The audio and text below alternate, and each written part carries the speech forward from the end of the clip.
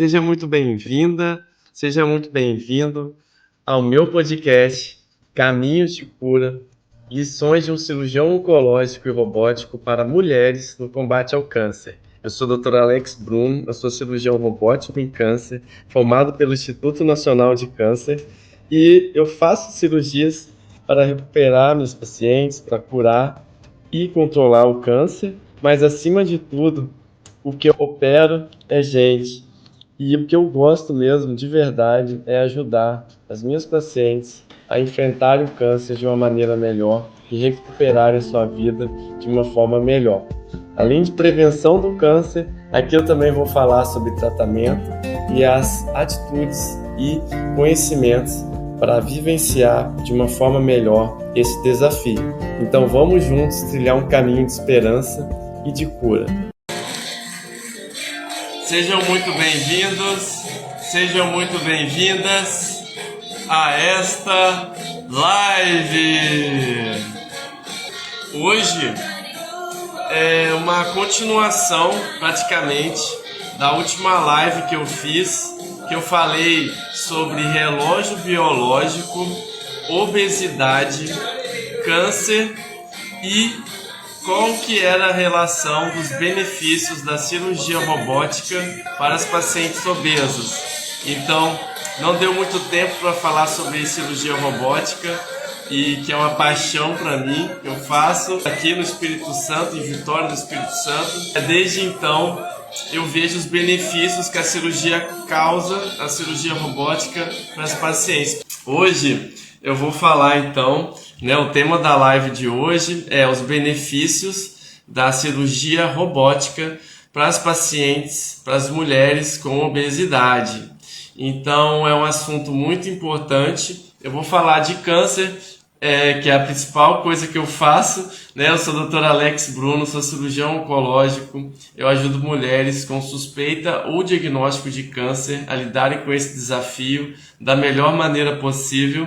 E eu formei no Hospital das Clínicas em 2006, depois fiz cirurgia geral na Santa Casa de BH, depois fiz cirurgia oncológica até 2012 no Instituto Nacional de Câncer, onde eu adquiri muita experiência em cirurgia abdominal, em cirurgia pélvica, e hoje é o que eu mais trato, são pacientes, são mulheres com câncer na parte do aparelho reprodutor feminino e aparelho digestivo.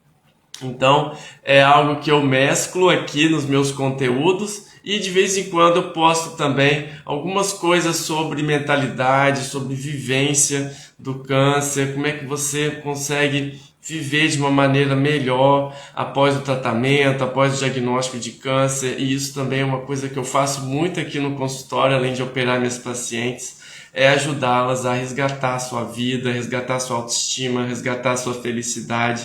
E existe técnica para isso, Por isso, recentemente eu fiz uma formação em coaching oncológico. Eu tenho várias pacientes hoje comigo fazendo os acompanhamentos com muito sucesso, com muita felicidade, que eu tenho aqui em falar sobre isso. E voltando aqui para o tema de hoje, E sem esquecer também que semana passada não teve live. Semana passada, na segunda-feira, eu estava no Rio de Janeiro. Eu fiz um curso em endometriose avançado em robótica e foi muito interessante, muito bacana, com o Dr. Thiers. Ele é do Rio de Janeiro, é um grande especialista em endometriose e é uma doença que eu sempre tratei durante o meu convívio com a cirurgia ginecológica, com o meu direcionamento para atender mulheres. E hoje eu trago aqui cada vez mais a endometriose como uma doença benigna e que muitas vezes causa problemas sérios nas mulheres, com dores crônicas, alterações tanto pessoais, familiares, problemas com relação à assiduidade no trabalho, problemas emocionais causados aí pela endometriose, um grande causador de dor crônica nas mulheres, dor pélvica, infertilidade. E na semana passada eu estava lá nessa imersão em endometriose e com cirurgia robótica em cadáver humano. Então foi bastante interessante e certamente eu vou colocar mais algumas coisas sobre endometriose aí, que é uma patologia benigna, não é câncer, mas que muitas mulheres precisam, e eu com a minha cirurgia robótica posso ajudá-las a cuidar e vencer de alguma forma, até porque um grande tratamento da endometriose, ele é multidisciplinar, então ele envolve nutrição, ele envolve hormônios, envolve o ginecologista, envolve o cirurgião que faz cirurgias complexas abdominais e ginecológicas, como eu, cirurgia robótica, envolve também exercício físico, medicina reprodutiva. São vários profissionais que estão aí num grupo, né, numa ação conjunta para ajudar essas mulheres, não só a resolver problemas de infertilidade, mas também de dores crônicas, como eu falei. E aqui também falarei um pouquinho da obesidade nessas situações e como que a cirurgia robótica ajuda. Então, o que eu estava falando na live passada, na última, eu recomendo fortemente que vocês assistam, que é a live do relógio biológico, que eu falei como que a gente pode respeitar melhor um relógio biológico. Expliquei que se a gente não respeitar bem o relógio biológico, a grande chance, a grande doença que vem ao não respeitar nosso relógio biológico, com a vida estressante, poucas horas de sono, não respeitar os horários adequados para se alimentar, sedentarismo, alimentação, vida estressante, isso tudo pode causar a obesidade. A obesidade, ela é uma pandemia mundial, é considerada a obesidade um IMC, que a gente faz um cálculo de acordo com o peso e com a altura. Esse IMC acima de 30 quilos por metro quadrado é considerado obesidade. E 13% da população adulta no mundo tem obesidade, está acima do peso desse valor. E é considerado uma pandemia mundial. E o que eu venho falar aqui, né, fazendo um link, né, com a live lá que eu apresentei, é que a obesidade, ela por si só é capaz de gerar ou provocar até 13 tipos diferentes de câncer. E o cuidado com a obesidade é capaz de reduzir em muito o risco de câncer. Estudos recentes mostram que pacientes que fizeram cirurgia bariátrica e perderam peso têm 25% a menos de chances de ter um câncer, principalmente esses cânceres provocados pela obesidade. Então é muito sério isso e é muito importante esse fato, porque a gente fica realmente interessado e cada vez mais a ajudar as pacientes com obesidade, não só a reduzir o peso, mas também a cuidar, caso tenha algum problema de saúde, que faça uma cirurgia que seja por via minimamente invasiva, uma via menos agressiva para o corpo e que tenha um resultado excelente, que cuide da sua vida daí em diante, e isso é muito importante. A minha esposa, Irlena, ela faz um grande trabalho para o tratamento da obesidade aqui no meu consultório e é bem lindo, e ela cuida com muito amor das pacientes, não só com medidas medicamentosas, mas com medidas comportamentais, que é fundamental. E faz o link também com o que eu estava falando na última live, por isso eu convido vocês a ver aquela live que está por último do relógio biológico, obesidade, câncer e cirurgia robótica, a última live que eu fiz, em que você vai pegar ali várias dicas sobre como respeitar seu relógio biológico. E falando aqui então da redução do peso, principalmente para as mulheres que fazem, por exemplo, cirurgia bariátrica, que é um tipo de tratamento para a obesidade, tem 41% a menos de risco de desenvolver um câncer. Isso é muito, né? Então, não necessariamente todas as pacientes com obesidade, mulheres, precisam fazer cirurgia bariátrica, mas esse foi um trabalho científico, né, que conseguiu provar isso. Mas qualquer paciente ou pessoa que perde peso, né, a partir de 5% do seu IMC já começa a reduzir o risco de câncer. Então isso é uma grande oportunidade da gente se cuidar cada vez mais e ter uma saúde melhor, tá? No Brasil, no mundo, né, falando primeiro do mundo, a população de obesos triplicou desde os últimos 50 anos atrás. E nos Estados Unidos, cerca de 40% da população americana está obesa. No Brasil, esse número é alarmante também, é menor, mas é alarmante, é 25%, e o que dá 41 milhões de pessoas no Brasil. Então, é um grande objetivo aqui meu hoje é falar um pouquinho mais da cirurgia robótica, tá? E explicar como ela funciona, como ela pode ser aplicada nas pacientes com obesidade, tá? E por que ela aplicada à obesidade, ela pode então beneficiar essas pacientes. Deixaram aí também algumas perguntas que eu vou procurar responder. Essa primeira pergunta aí, Dr. Alex, qual que é a diferença entre a cirurgia robótica e a cirurgia convencional? Então, quando a gente fala em cirurgia convencional, na verdade é a cirurgia aberta. A cirurgia aberta é a cirurgia que a gente usa um corte, no caso do abdômen, para acessar as vísceras, né, os órgãos internos que a gente tem lá no abdômen. A gente precisa fazer um corte. E dependendo do tipo de cirurgia, da complexidade dessa cirurgia, ou mesmo se a paciente tem obesidade, esse corte ele vai ficando cada vez maior.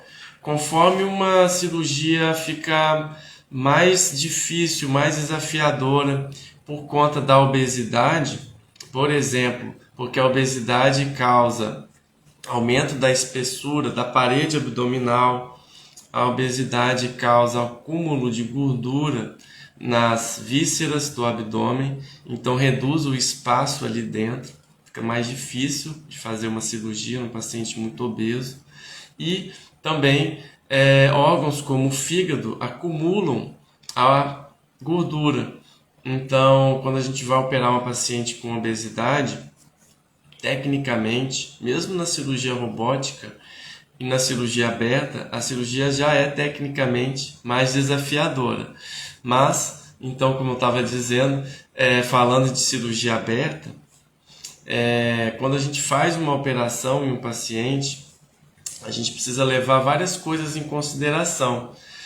Como que está a sua saúde anterior à cirurgia, como que está o problema em si, e como que vai ser, como que a gente vai programar essa cirurgia, se vai ser uma cirurgia com corte, uma cirurgia minimamente invasiva ou uma cirurgia por robótica.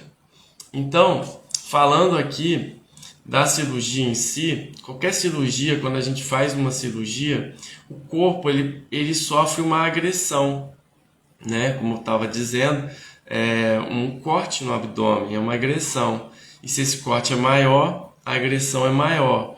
Se esse corte permanece ali aberto, né, exposto, os órgãos expostos ali ao ambiente por mais tempo, essa agressão é maior. Então, a cirurgia aberta, ela causa uma agressão maior ao corpo. Então, por si só, isso já é um fator que vai dificultar a sua recuperação. Então, um paciente que faz uma cirurgia aberta, ele demanda maior tempo de internação. ele demora mais tempo para se recuperar totalmente da cirurgia. Ele tem um pouco mais riscos porque ele acaba permanecendo mais tempo no hospital. Então ele tem mais riscos ali associados a alguma infecção hospitalar, alguma coisa nesse sentido. O paciente que faz uma cirurgia com corte, como é uma cirurgia que tem mais exposição dos tecidos, os cortes são maiores, tem uma tendência maior a ter um sangramento ou de ser transfundido. Então, alguma das coisas que acontece com quem faz uma cirurgia aberta, que recupera do mesmo jeito, né, que a gente cuida, mas são fatores que a gente leva em consideração a todo paciente que vai fazer uma cirurgia. Quais são os riscos desse paciente? Como que ele está, o corpo dele, como que a gente pode ajudar esse paciente da melhor maneira possível. Então a gente sempre bota na balança, antes de indicar, antes de levar o paciente na operação, se aquele problema que ele tem é melhor realizado pelo corte ou por uma via minimamente invasiva, que eu vou explicar daqui a pouco, que usa pequenos furinhos. Mas falando um pouco mais da recuperação pós-operatória, também o controle da dor é muito importante. Um paciente que faz uma operação, ele precisa de um bom controle de dor, até porque se ele se sente com menos dor, ele consegue se mobilizar mais precocemente. E quando a gente se movimenta, a gente está ativando a musculatura, a gente está ativando o nosso metabolismo a recuperar da cirurgia. Então, uma das coisas, dos fatores que ajudam o paciente, independente de qual for o tipo da operação, uma das coisas que ajuda esse paciente a se recuperar da cirurgia é ele se movimentar o mais precocemente possível. Isso é importante, tanto o encorajamento do médico, é importante o médico fazer o paciente entender que ele operou, ele não está doente. Quem opera não está doente, é o que eu sempre falo para as minhas pacientes. Quem opera está curado, está melhorado. Então, a gente precisa sim, após uma operação, estimular o paciente a se movimentar, que isso vai ser importante na recuperação. Isso ajuda também a ventilação, a respiração. Uma cirurgia abdominal, dores abdominais prejudicam a respiração do paciente, e o paciente obeso, né, voltando para a obesidade, ele acaba tendo mais dor, porque muitas vezes o corte é maior, ele gasta mais energia para se movimentar por conta do peso, é mais dificultoso ele fazer tudo, tá? E então uma cirurgia com corte para o paciente obeso, ele não é a melhor forma de promover uma agressão controlada, uma agressão menor para o corpo. Mas sim, repito, alguém que precisa de uma operação, ele precisa da operação por um motivo muito sério. Nem sempre é possível fazer a operação pelas vias minimamente invasivas, mas sim, se a gente conhece todas esses reflexos que uma operação gera no corpo, uma cirurgia com corte, a gente consegue minimizando tudo. Então é importante também a ação do nutricionista, que vai voltar a alimentação. Então alguém que opera o abdômen, falando aqui do paciente, da paciente que opera com corte, o intestino ele leva um tempo para voltar a funcionar. Então alguém que faz uma cirurgia, ele entra na cirurgia em jejum, né? Alguém que conhece alguém que fez uma cirurgia sabe que o paciente que entra para fazer uma cirurgia, ele entra em jejum, faz a operação, depois vai para o quarto recuperar. O paciente que faz uma cirurgia com corte, como existe uma exposição maior dos órgãos no meio ambiente, uma cirurgia também que é mais demorada, uma cirurgia mais difícil, leva maior tempo para o corpo voltar a funcionar, por exemplo, o intestino. Então, é comum um paciente que faz uma operação ficar 2-3 dias, uma cirurgia com corte, 2-3 dias para voltar a se alimentar mais próximo do normal. Mesmo assim, em alguns casos, a gente ainda leva mais tempo, 7 dias, 10 dias, a voltar à alimentação plena. Então veja como uma operação abdominal, ela também prejudica essa parte intestinal da alimentação, que também vai ser importante o aspecto nutricional para a cicatrização. Então veja como é complexa a recuperação de um paciente. Outra coisa é a mobilização, evitar a trombose. Trombose é uma complicação que pode acontecer, que pode ser até fatal, uma trombose pulmonar. Não é comum, mas falando de pacientes obesos, ela é ainda mais comum. Falando em cirurgias oncológicas, ela é mais comum. Falando em cirurgias pélvicas, ela também é comum. Então, existem vários mecanismos medicamentosos que a gente usa, deambulação precoce, meias de compressão pneumática durante a operação, o posicionamento correto do paciente, tudo isso a gente vai minimizando os riscos de trombose. Então, falando aqui da cirurgia aberta, que leva mais tempo para o paciente começar a andar, então tem um risco maior então de trombose. Então, no paciente obeso também é algo que a gente tem que estar vigiando, tá bom? Falando também de cirurgia aberta e pacientes obesos, existe uma chance maior de hérnias, porque ali a parede abdominal ela está sob pressão, tem mais peso ali nela, então é mais difícil de segurar os pontos. A gente tem que ter bastante cuidado, às vezes a gente usa cintas, tá? E falando do metabolismo do paciente obeso, o paciente obeso ele tem uma tendência maior a ter hipertensão, a ter uma síndrome metabólica, a ser um paciente sedentário, a ter diabetes tipo 2, ou ter uma resistência aumentada à insulina, então ele tem maior tendência a ter diabetes ou pré-diabetes no pós-operatório. São condições de inflamação também no corpo que acabam se somando no paciente obeso como problemas que vão atrapalhar a recuperação a recuperação da cirurgia. Então, tudo isso num paciente que faz uma cirurgia aberta, mas agora trazendo para uma cirurgia laparoscópica, por via minimamente invasiva ou por robótica, a gente vai conseguir minimizar muito isso.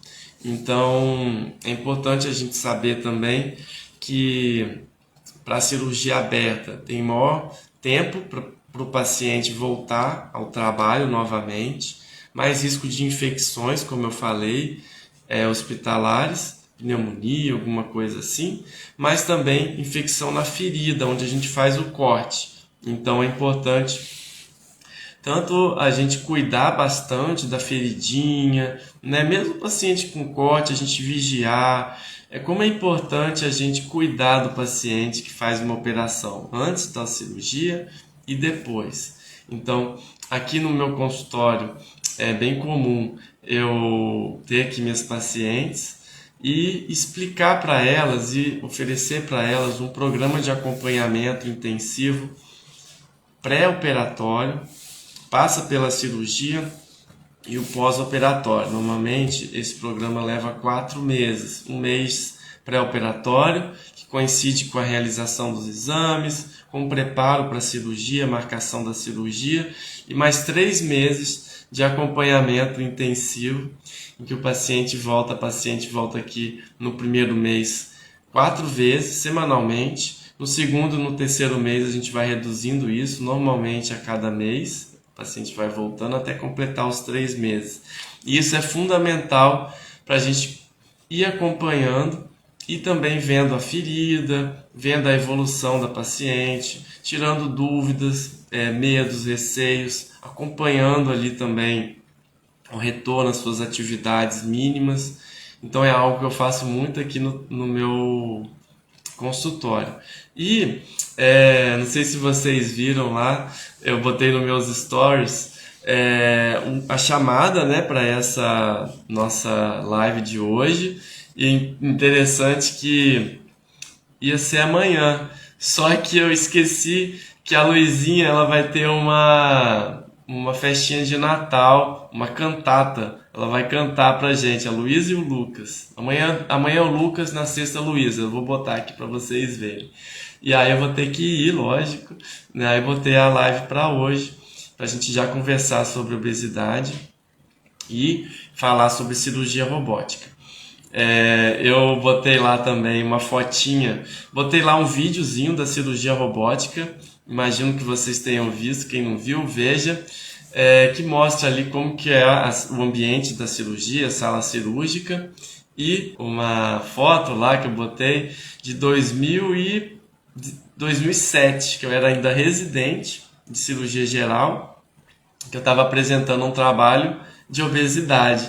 Então, na cirurgia geral, meus mestres da cirurgia, eles eram todos cirurgiões bariátricos. Então, naquela época, em 2007, a cirurgia robótica estava começando no Brasil. Foi o primeiro robô que chegou aqui no Brasil, em São Paulo. E eu estava lá fazendo cirurgia geral nessa época. E boa parte das lições que eu tive como cirurgia geral foi ajudando e cuidando de pacientes com obesidade. Não virei cirurgião bariátrico, não sou cirurgião bariátrico, mas eu tenho assim um carinho muito grande porque foram pessoas que pegaram na minha mão, me ensinaram a operar e me ensinaram a cuidar muito bem dos pacientes. Então, como eu estava falando, como paciente que faz uma cirurgia com corte, na época a gente fazia cirurgia com corte nos pacientes com obesidade, em sua maioria, a cirurgia bariátrica. Então, como eram pacientes muito delicados e como eu falei, o corte, na cirurgia com corte, ele acarreta várias reações no corpo, e que a gente tem que ajudar o paciente a se recuperar. Então, aprender a cuidar desses pacientes com mais cuidado, com mais amor, com mais atenção, foi uma das lições que eu tive lá, né, cuidando de pacientes em pós-operatório de bariátrica. Fora as outras cirurgias do aparelho digestivo, câncer gástrico, câncer de fígado, câncer de intestino, que também, né, como eu falei, muitas vezes estão ligados à obesidade. E muitas vezes a gente tem que operar pacientes com câncer, né, com IMC alto, com gordura visceral alta, e isso sim realmente é um fator que dificulta a operação e também dificulta a recuperação. Então, pensando nisso, né, eu já falei um pouco aí de recuperação cirúrgica, veio a cirurgia minimamente invasiva. A cirurgia minimamente invasiva é aquela cirurgia de vídeo. Algumas pessoas falam que é uma cirurgia de laser, mas a cirurgia videolaparoscópica ou videocirurgia então foi uma cirurgia que já tem algumas décadas já. Ela foi cada vez mais sendo utilizada a partir da década de 90, tá? Foi cada vez mais sendo popularizada, e desde que eu comecei a minha residência de cirurgia geral, eu já aprendi, já estava incorporada na nossa prática, principalmente para colecistectomia, para cirurgia do refluxo, e por último foi incorporada a cirurgia bariátrica por vídeo no serviço onde eu estava, lá na Santa Casa de Belo Horizonte. Então, o que dava para perceber nessa época é que os pacientes que eu operava por pedra na vesícula, o maior número de cirurgias que eu fiz nessa época era de pedra na vesícula, hérnias, são as cirurgias iniciais que o cirurgião geral começa aprendendo. Então, a grande diferença que era quando a gente fazia cirurgia por vídeo, com os furinhos no abdômen, e não precisava fazer o corte na barriga. Então, como que esse paciente recuperava mais rápido? Como que ele conseguia ir embora no outro dia da cirurgia? Então, era uma grande diferença que eu mesmo, como médico no início da minha carreira, como residente, já notava: nossa, essa cirurgia por vídeo é boa, o paciente recupera mais rápido. Por quê? Porque a agressão no corpo é menor. Então, se a agressão no corpo é menor, o paciente vai ter menos dor, ele vai recuperar mais rápido, ele vai voltar mais rápido para o trabalho. Como o corte é menor, tem menos risco de hérnia.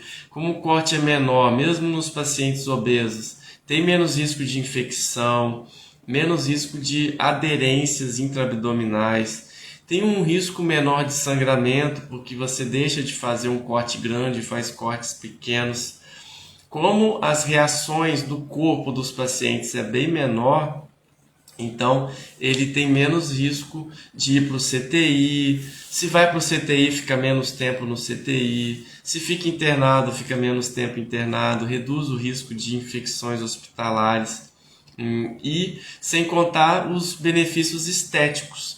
Então, em vez de fazer um corte no abdômen para fazer a operação, os furinhos, normalmente 3 ou 4, depende da cirurgia, tá? Alguns casos, cirurgias mais complexas, até 5 cortezinhos, mas são cortezinhos pequenos, que são bem mais estéticos e sim vão causar aí menos dor no pós-operatório, mais conforto, a respiração fica melhor, o retorno do intestino a funcionar, da pessoa voltar a comer, melhora também. Então acelera muita coisa. Então isso aí, como cirurgião, 2007 foi meu primeiro contato com a cirurgia videolaparoscópica, né, pessoal. Depois eu fui me interessando, me encantei mesmo pela cirurgia minimamente invasiva, por esses todos os benefícios que eu acabei de falar. E em seguida, o que eu notei, né, com o avanço da medicina, foi que cada vez mais a gente tinha dispositivos, pinças mesmo, laparoscópicas, mais tecnológicas. Então, cada vez mais foi sendo possível fazer cirurgias mais avançadas com o uso da técnica minimamente invasiva, videocirurgia com furinhos. E em 2012 chegou o primeiro robô, o Da Vinci, lá no INCA, no Instituto Nacional de Câncer. No exato momento que eu saí lá da minha residência de cirurgia oncológica, em 2012, fui trabalhar em Belo Horizonte com meus professores, esses mesmos que me ensinaram a operar e que faziam cirurgias bariátricas e me ensinaram a cuidar de pacientes obesos. E voltei para trabalhar lá com eles e fiquei ali com aquele gostinho, caramba, eu quero fazer cirurgia robótica, eu preciso aprender essa técnica. Por quê? Desde que eu vi a primeira cirurgia robótica, isso foi já em congressos médicos, me encantou muito, porque agora falando da cirurgia robótica, a cirurgia robótica ela é a evolução da cirurgia minimamente invasiva, da videocirurgia. E ela veio para dar vida. Eu falo que o mais impactou na cirurgia robótica foi que ela deu vida para as pinças. Então, ela fez com que as pinças que chegam lá dentro do abdômen ganhassem vida, ganhassem movimentos semelhantes à mão humana. E a feitura da cirurgia no console, que é o local onde o cirurgião senta, coloca os olhos e coloca suas mãos nos aparelhos para você movimentar as pinças de forma em tempo real, é incrível. Então, como que a gente ganhou habilidade? Então, se a gente já tinha desenvolvido habilidade com a cirurgia minimamente invasiva, com a cirurgia robótica essa habilidade voou. Ela realmente, eu não consigo nem explicar assim, como que isso, como cirurgião, como que isso foi tão maravilhoso para mim. E então, em 2020, a cirurgia robótica chegou aqui no Espírito Santo, as primeiras imersões para aprender a mexer no robô, que a gente chama de simulação, são vários exercícios feitos para a gente desenvolver a habilidade.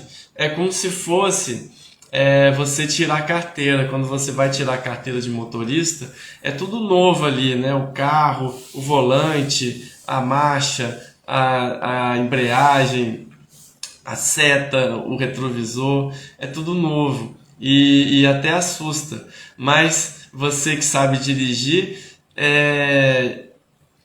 pode ver que hoje você nem pensa para dirigir um carro.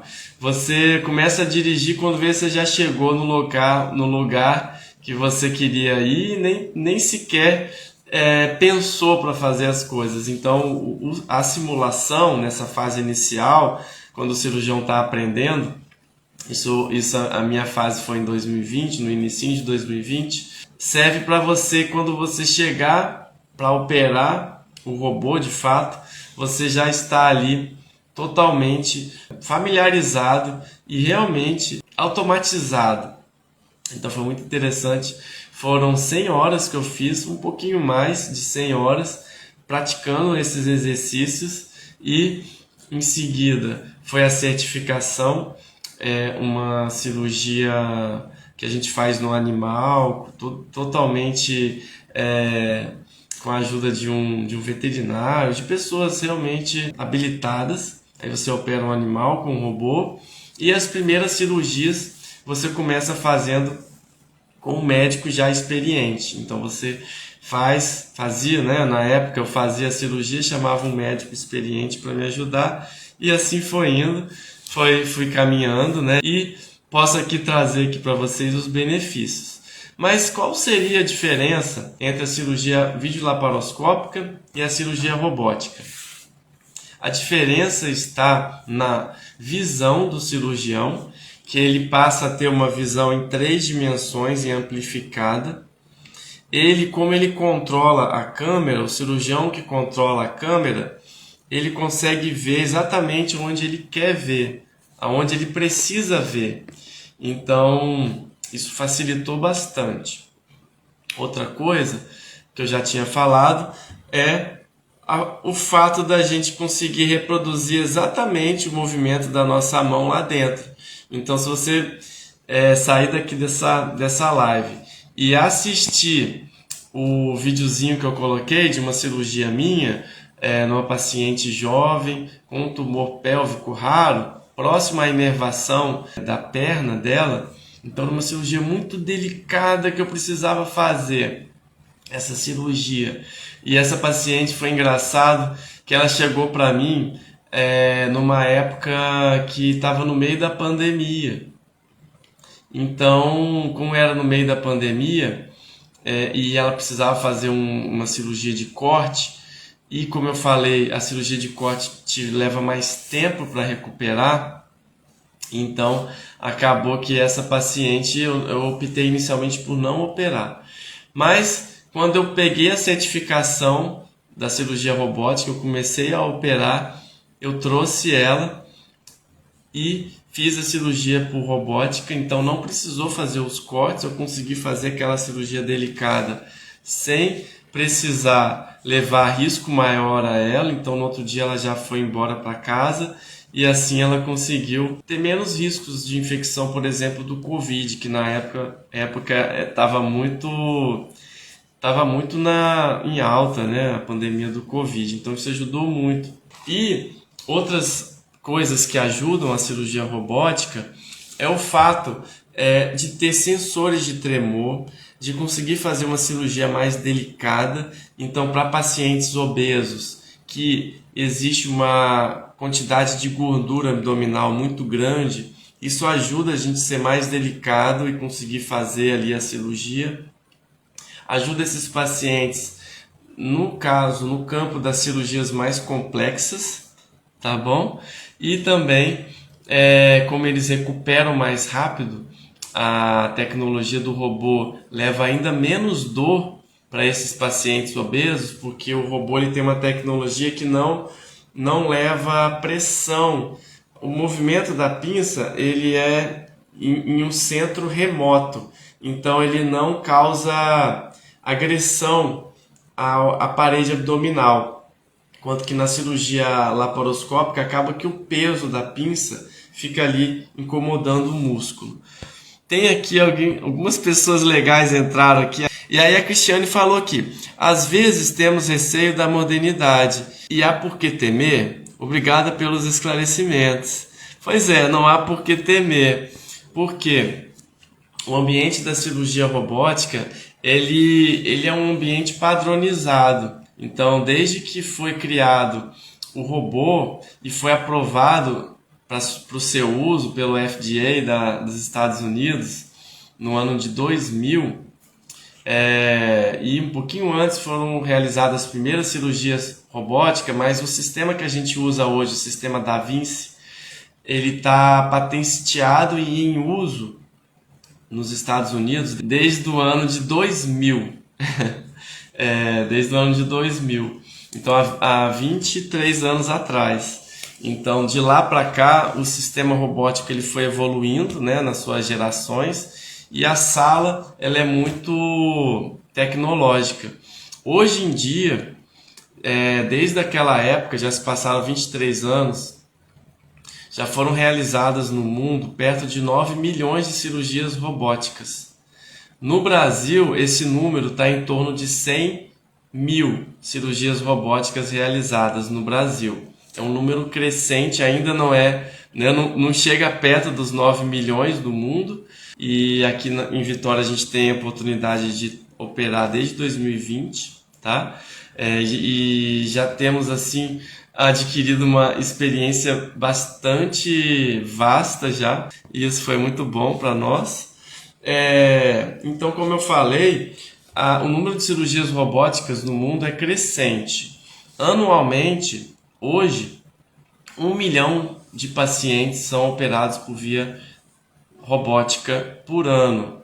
E até 2025 esse número vai mudar, vai duplicar para 2 milhões. No Brasil, falando aqui de cirurgia robótica para pacientes obesos, no Brasil, o número de cirurgias bariátricas é bem grande, tá? E 10% das cirurgias realizadas hoje no Brasil são feitas por via robótica. E existe há 4 anos um aumento de 200% na realização de cirurgias bariátricas por via robótica. Mas qual seria o benefício então da cirurgia robótica para os pacientes obesos que vão fazer cirurgia bariátrica? O grande benefício, né? Então, conectando aí com o que eu estava explicando da cirurgia aberta, que eu auxiliava lá em 2007 com os meus professores, o paciente operava cirurgia aberta, cirurgia de bariátrica, ele ficava 3 dias internado, mais ou menos. Ou seja, levava 3 dias para ele começar a ter um bom controle de dor, para ele começar a andar, para ele começar a comer de uma forma melhor e para a gente avaliar ali as primeiras horas ali, as primeiras evoluções desse paciente. E quando se passou para a cirurgia videolaparoscópica, esse paciente começou a ficar 1 dia, 2 dias internado. Ele passou a ter menos dor, passou a andar mais precocemente, a ter menos risco de trombose, menos cicatrizes, então mais estética. Já melhorou muito com a cirurgia videolaparoscópica. Mas quando essas pinças ganharam vida e o aparelho da robótica é capaz de reproduzir uma cirurgia muito mais minuciosa, avançou ainda mais. Então hoje o que a gente sabe é que a cirurgia robótica e a cirurgia videolaparoscópica para bariátrica é muito similar. Através dos trabalhos científicos, a grande tendência é a robótica ter alguns benefícios a mais, cada vez mais sendo comprovados, principalmente nos super obesos, naqueles pacientes com IMC muito alto, e que aqueles pacientes que vão fazer uma cirurgia revisional de cirurgia bariátrica, porque algumas vezes é importante ou precisa, por algum motivo, o cirurgião voltar lá e refazer a anatomia da cirurgia bariátrica que ele fez, ou para reverter ou para adicionar mais algum recurso ali para o paciente voltar a emagrecer ou a consertar alguma complicação. Então, sempre que existe esse cenário, a cirurgia robótica ela é capaz aí de fazer uma cirurgia com menos risco de sangramento, mais delicada. O cirurgião consegue fazer a anastomose, a costura com a mão. Então, para essas cirurgias mais complexas, que são chamadas cirurgias revisionais, em cirurgia bariátrica, a robótica ela entra com um ganho muito bom, tá bom? Falando de ginecologia, para pacientes obesas, a cirurgia robótica ela agrega principalmente nas pacientes obesas, então acima de 30 IMC, com útero muito grande. As pacientes com endometriose também, algumas vezes elas são também têm obesidade, e para essas pacientes a cirurgia robótica ela consegue entregar uma cirurgia mais delicada, com menos risco de converter para uma cirurgia aberta, porque às vezes quando a gente encontra alguma dificuldade ali dentro da operação, a gente precisa resolver, a gente precisa cumprir a missão da cirurgia. E algumas vezes a cirurgia não pode continuar pela via minimamente invasiva, com os furinhos. A gente precisa realmente abrir, colocar a nossa mão, sentir, fazer algum tipo de afastamento das estruturas para a gente ter espaço para operar. E às vezes só a cirurgia aberta é capaz de fazer isso. Mas, de maneira geral, quando bem indicada, a cirurgia robótica para as mulheres com endometriose e obesidade tem menor risco de sangramento, menor risco de converter para uma cirurgia aberta, tá bom? E também a endometriose complexa, quando ela atinge vários órgãos, que a gente tem que mexer em intestino, tem que mexer na própria inervação da pelve feminina, tem que mexer no útero, na bexiga, em qualquer parte mais complexa. A endometriose comprovadamente tem se mostrado melhor do que a cirurgia minimamente invasiva videolaparoscópica. E isso aí também é uma coisa que a gente tem que notar para a gente estar falando para os pacientes, né? Então a grande coisa que o cirurgião tem que fazer no seu dia a dia, que eu faço aqui com as minhas pacientes, é deixá-los a par. O que é uma cirurgia aberta? Né? O que é uma cirurgia por vídeo? O que é uma cirurgia robótica? Por que a robótica é melhor? Por que a robótica vai trazer maiores benefícios, maior segurança? Então isso é muito importante a gente pontuar. E também quando a robótica não pode ser feita. Então vai ter algum caso ou outro que a gente vai falar, olha, esse caso aqui, a robótica não vai ser o melhor para você. Aí a gente opta pela cirurgia aberta, com segurança, com técnica e com todo carinho, com todo amor, e recupera também. Mas sim, quem pode fazer a cirurgia pela robótica, pela via minimamente invasiva, a gente indica, e é realmente algo que faz a diferença. Tá bom? Outra pergunta aqui, olha.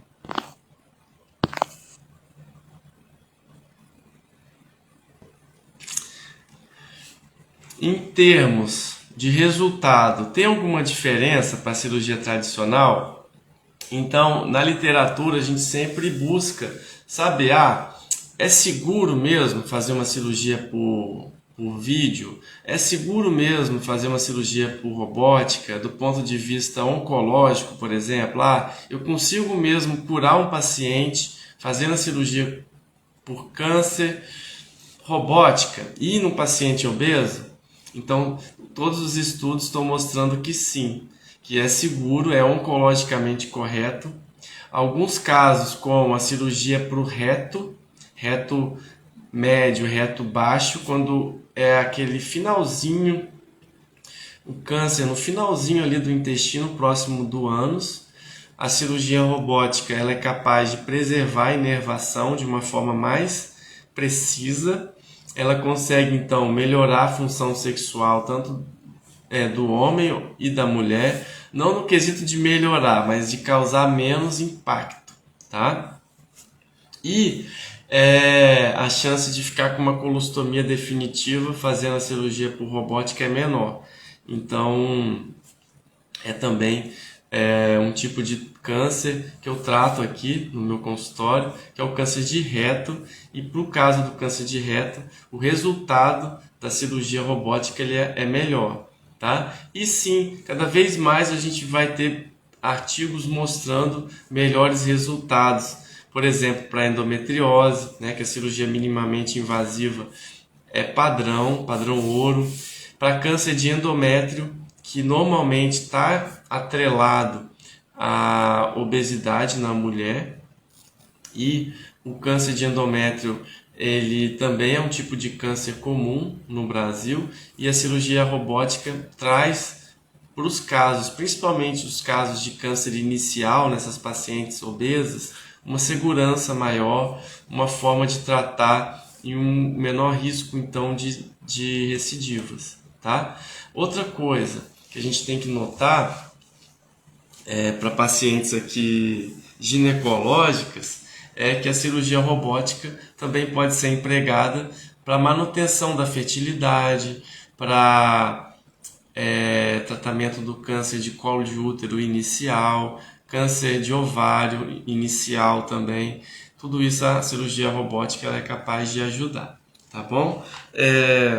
Passando aqui para a cirurgia gástrica e para cirurgias do modo geral, também a mesma coisa. Falando de cirurgia gástrica, a cirurgia aberta versus a cirurgia laparoscópica não tem diferença do ponto de vista da segurança de fazer uma cirurgia, mas o que foi visto, como eu estava falando, é que principalmente para pacientes obesos, esses pacientes eles têm menor risco de ter um sangramento e tem uma recuperação intestinal, o intestino deles volta a funcionar mais rápido, eles têm uma recuperação mais rápida. E não teve diferença do ponto de vista oncológico. Então, do ponto de vista oncológico, tem que fazer uma cirurgia aberta e uma cirurgia laparoscópica ou robótica, a segurança é a mesma, mas a diferença vai ser a recuperação do paciente, vai ser melhor na cirurgia vídeo-laparoscópica e vai ser ainda melhor na cirurgia robótica.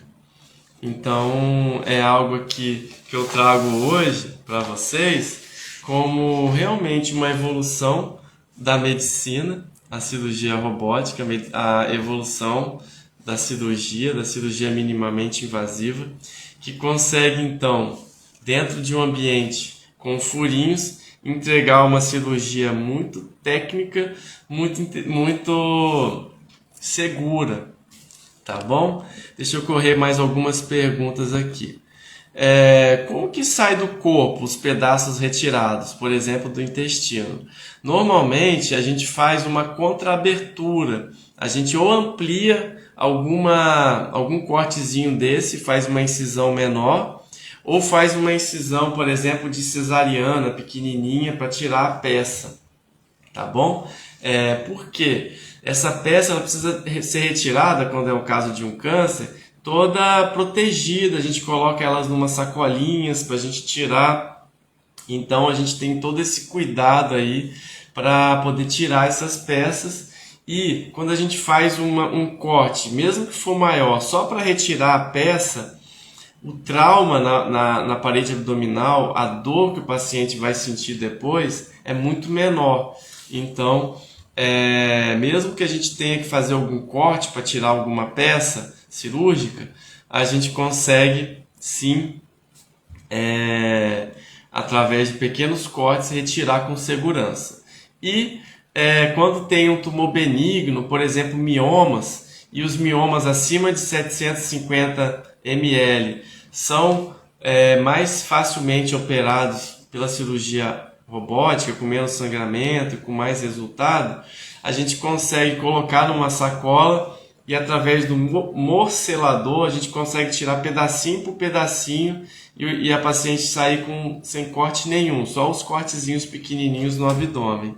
Também é uma técnica que a gente usa e que eu já utilizei em cirurgia minha, que é muito boa para mioma, tá? A gente faz esterectomia, eu tenho que tirar um mioma, tá? Quantas pessoas participam? A cirurgia robótica, ela funciona dessa maneira. É uma sala cirúrgica normal, só que é uma sala muito mais tecnológica. É uma sala que você chega lá, tá tudo bonitinho, tudo funcionando, assim, realmente uma coisa bem padronizada, tá? Mundialmente. Tem vários monitores de vídeo onde todo mundo pode assistir a cirurgia de onde estiver, tá bom? A sala tem um carrinho de anestesia normal, tem uma mesa cirúrgica. Do lado da mesa cirúrgica fica o console, que é um elemento do robô, tá? São 3 elementos. O console, onde o cirurgião senta para operar. Se você olhar no meu story, você vai ver onde eu estou operando, é o console.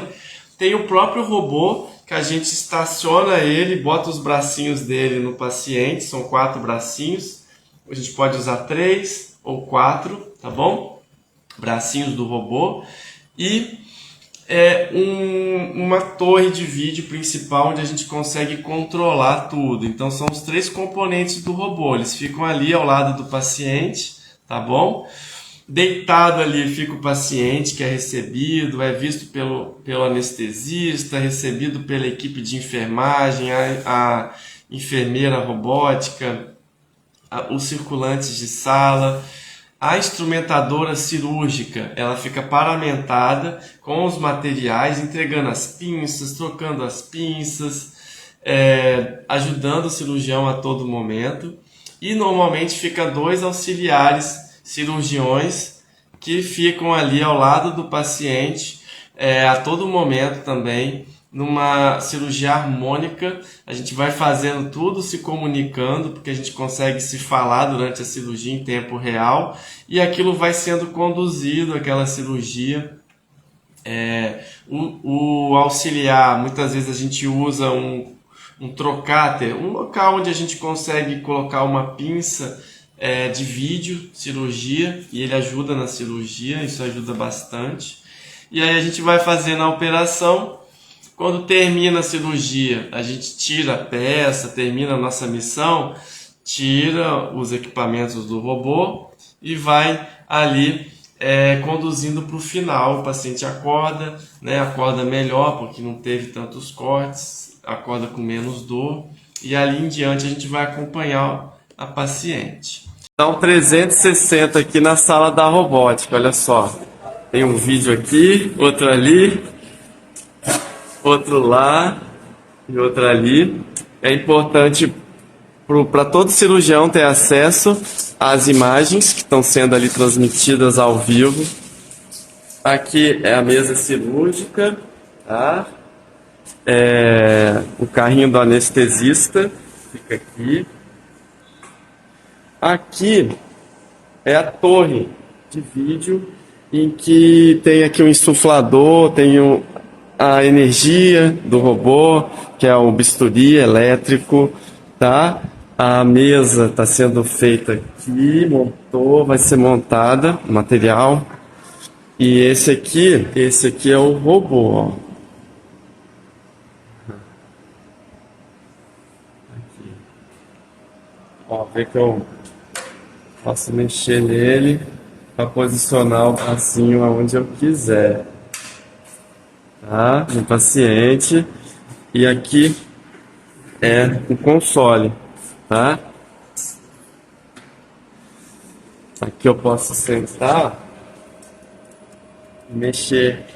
Todos os meus movimentos, eles são transmitidos lá para dentro, tempo real. É isso, essa é a robótica. Deixa eu ver se tem mais perguntas aqui. Outra pergunta, ela é mais rápida? Nem sempre ela é mais rápida. Por quê? Porque como a cirurgia robótica ela é mais delicada, é como se você fizesse uma pintura, mas com mais detalhe. Você fazer uma casa, né? Mas quando você leva para a cirurgia robótica, é como se fizesse a casa mais perfeita, como se você colocasse mais detalhes importantes para aquela casa, que você coloque sombra na sua pintura, que você faça uma cirurgia mais bonita, mais técnica, mais segura. Então eu vejo a cirurgia robótica como um pequeno aumento no tempo da cirurgia, mas é lógico, com o tempo o cirurgião vai ganhando até velocidade, mas como eu sempre digo, e é uma regra para mim, cirurgia não precisa ser rápida, a cirurgia precisa ser bem feita. Se você faz uma cirurgia bem feita e no tempo adequado, não demorando muito, mas no tempo adequado, isso é mais do que suficiente, isso é exatamente o que o paciente precisa para se recuperar, tá? Sem falar também que às vezes o tempo que a gente usa para posicionar o robô, para fazer tudo, demanda um tempo, mas a gente não precisa estar cortando, a gente não leva muito tempo para costurar de volta o abdômen, então a gente acaba ganhando tempo nisso. É uma coisa que aumenta para um lado e diminui para o outro. A recuperação é mais rápida? Sim, a recuperação é mais rápida. Como que é a recuperação do paciente, né? Como que uma cirurgia aberta leva mais tempo para recuperar? E na cirurgia robótica, essa recuperação é ainda mais acelerada. Normalmente o paciente opera num dia e vai embora no outro dia para casa. Chega aqui no meu consultório uma semana depois, bem, grande chance que ele chegue bem, querendo já trabalhar, e eu falo, opa, aqui não, você tem que fazer uma recuperação, você tem que olhar para você, se recuperar, voltar à vida melhor, né? Refletir sobre a sua cirurgia, dar mais 1 ou 2 semanas, aí você volta. Mas é sempre uma reflexão que eu faço, principalmente com esses pacientes da cirurgia robótica, porque eles realmente recuperam muito rápido. Então a gente tem que ficar fazendo aqui, segurando eles um pouco para eles abaixar a poeira, sair um pouco do nível de estresse, né? Afinal, ele fez uma operação, passou por um período estressante, a gente tem que ajudar, e é o que eu faço aqui, ajudar meus pacientes a refletirem e voltarem de uma maneira melhor para as suas atividades, tá? Nada é por acaso.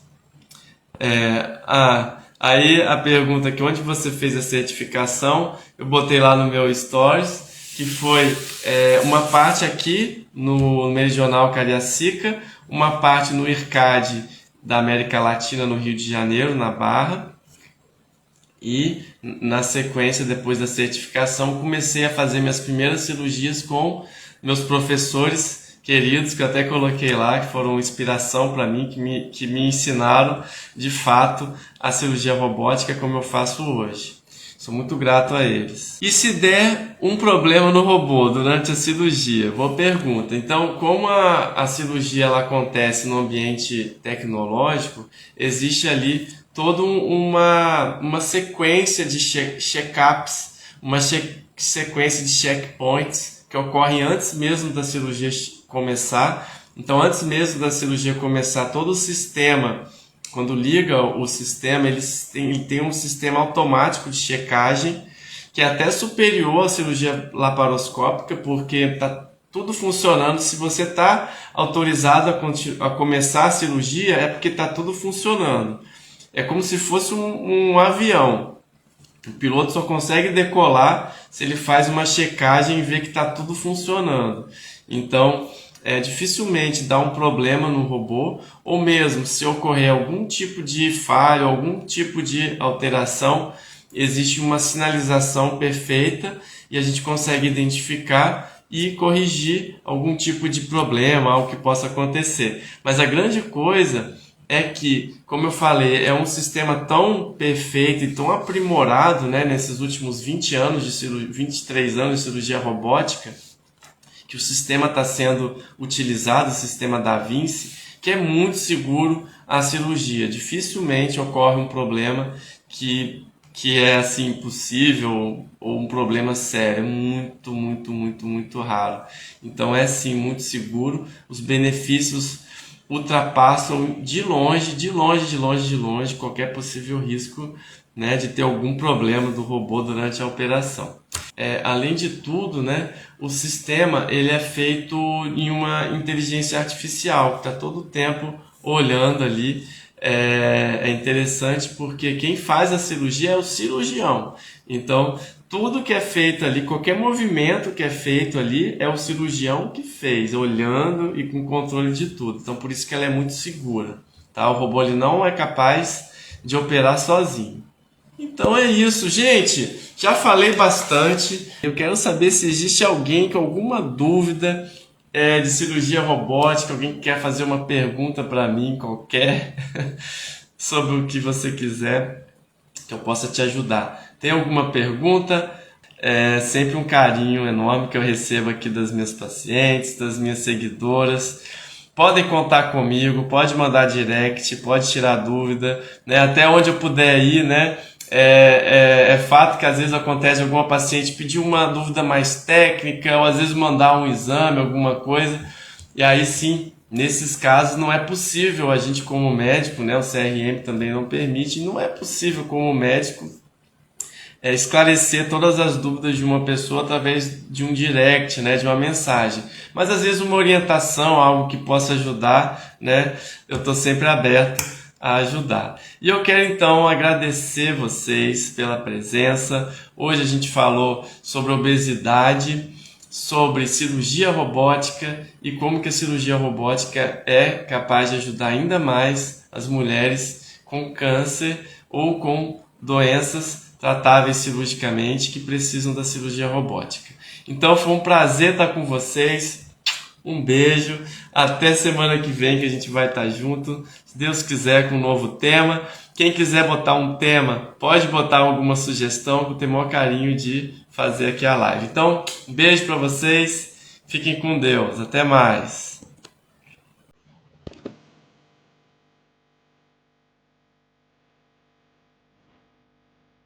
E agora eu quero te agradecer por ouvir o meu episódio e eu quero te fazer 3 pedidos. O primeiro é deixar seu comentário aqui embaixo dizendo como esse episódio te ajudou ou outros episódios estão te ajudando. E segundo pedido, encaminhar para alguém que pode estar precisando ouvir esse episódio. E o terceiro pedido é me seguir no Instagram e no YouTube. E até mais, até o próximo episódio.